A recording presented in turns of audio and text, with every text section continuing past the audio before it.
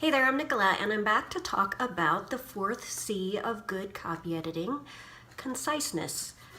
When I think about conciseness, I mainly think about it in terms of eliminating repetition. There are a lot of different kinds of repetition. The easiest to spot is just the repetition of the same sort of word used to describe something over and over again. If I were writing a letter to someone about a story, for example, if I were writing a letter to a contributor and I were talking about a piece that they had written, I would call it the story. I would probably put the title in quotes in a different place. Another place I might call it the piece. Another place I might just refer generally to your work.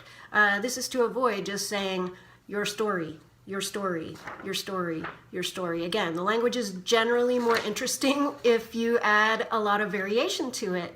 So repetition of words and also patterns.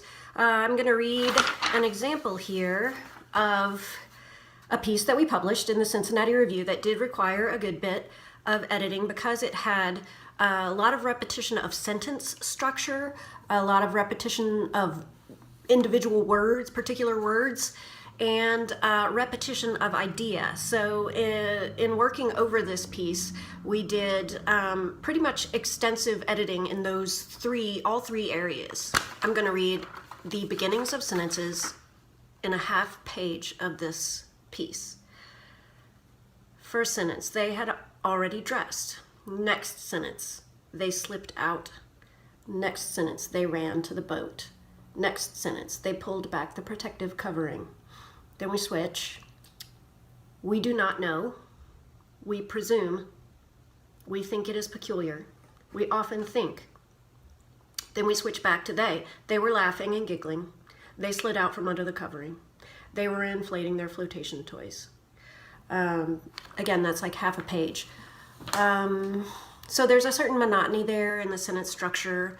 It feels really static, line by line. One of the things that you can do in situations like that is simply transpose a sentence. In between two sentences that start with they, transpose one of the sentences.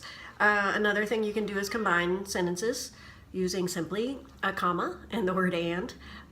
Something else you can do is insert segues or transitional statements. So I did mention earlier that one of the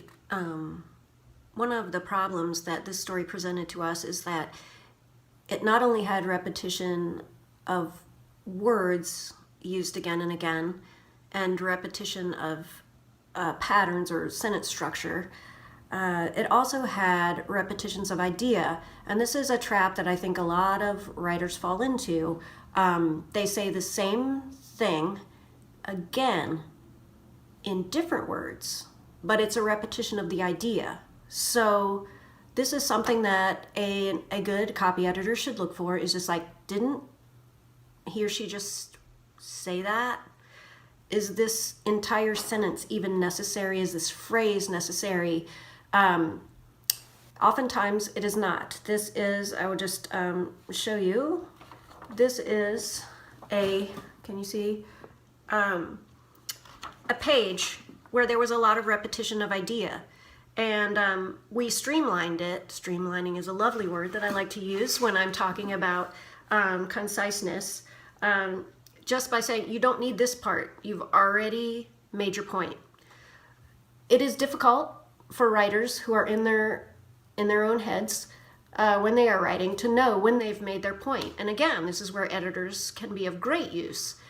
I want to touch briefly on what I feel is the most common case for a lack of conciseness, and that is when you as an editor encounter a bloated sentence or a bloated paragraph, which reduced just means someone is taking far too many words to say what they intend to say. It is a lack of directness, and that can be addressed by cutting words, by cutting phrases, just by cutting essentially to the chase.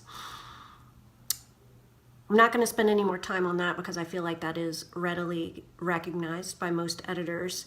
I do want to touch upon a caveat. I feel like there are always caveats, and that is the writer who uses repetition for stylistic purposes to convey something about tone, character, consciousness.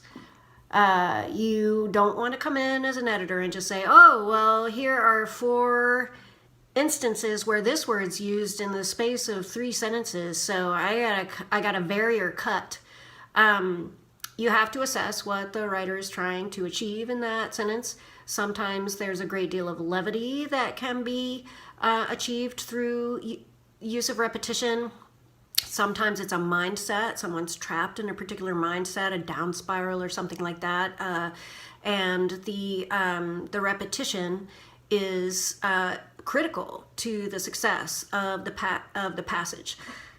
Again, just not being a rigid editor, being an editor who's sensitive and responds to the pieces and tries to intuit what is attempting to be achieved, assessing whether or not the author is achieving it, and to what extent you, as a very, very sensitive and close reader, can help the author achieve those ends. That's it for Conciseness, the 4th C of good copy editing. Thanks again for tuning in. And the next video will be focused on the last legitimate C of good copy editing, which is correctness. It sounds severe, but it's not as severe as you might think. And then I have a little fun one to throw in. Thanks again. Bye.